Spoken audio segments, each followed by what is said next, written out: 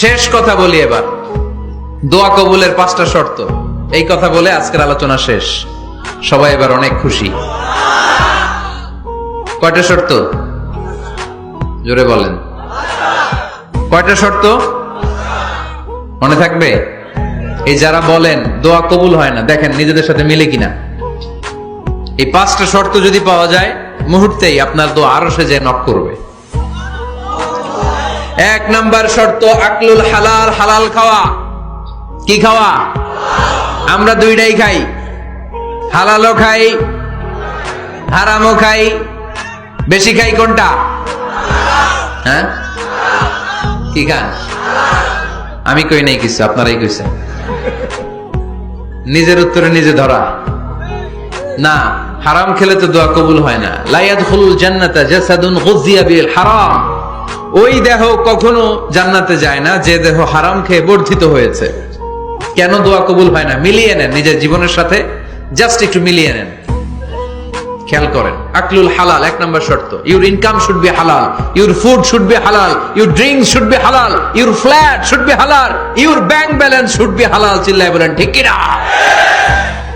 এক লোক কাবার চারপাশে শুধু দোয়া করে, ইয়া রব, ইয়া রব, ও আমার রব, তুমি আমারে মাফ করে দাও, তুমি আমারে মাফ করে দাও। এই সাহাবীর কান্নাকাটি দেখে, এই লোকের কান্নাকাটি দেখে অন্য সাহাবারা বলল, আজকের সব সওয়াব এই লোকে নিয়ে যাবে। সব সওয়াব তো আজকে উনার। এর দোয়া কবুল। আল্লাহর হাবিব বললেন, ওয়া মাতআমুহু হারাম, ও যা খায় হারাম খায়। ওয়া মাশরাবুহু হারাম, যা পান করে হারাম। মালবাসুহু হারাম, তার ড্রেস আপ এটা হারাম টাকা থেকে আসে। ফা আন্না ইউস্তাজাবু লাহু, কেমন করে আল্লাহ ওর দোয়া কবুল করবে? আল্লাহ ঠেকা পড়ছে নাকি?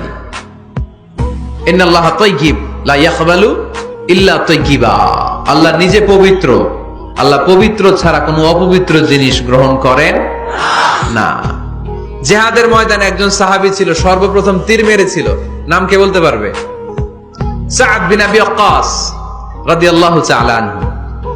উনি একবার আল্লাহর হাবিবকে বললেন, ইয়া রাসূলুল্লাহ, উদউ আল্লাহ আইয়াজআলানি মুস্তাজাবাদ দাওয়া। ও নবী, আপনি তো দোয়া করলে কবুল হয়, আপনি একটু আমার জন্য দোয়া করেন, আল্লাহ যেন আমারে মুস্তাজাবুদ দাওয়া বানিয়ে দেয়।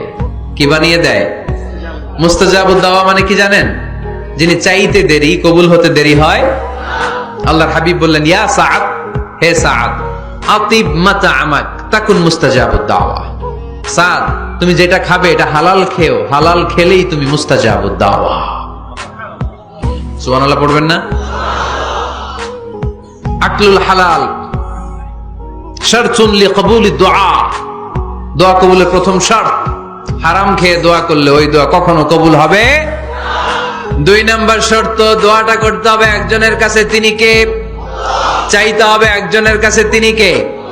মসজিদে যে আল্লাহর কাছে চাইলেন, দরবারে যে বাবার কাছে চাইলেন, দোয়া কবুল কবুল হবে? হবে? চাইতে হবে একজনের কাছে, তিনি কে? অন্য কোথাও যেন আমরা না চাই।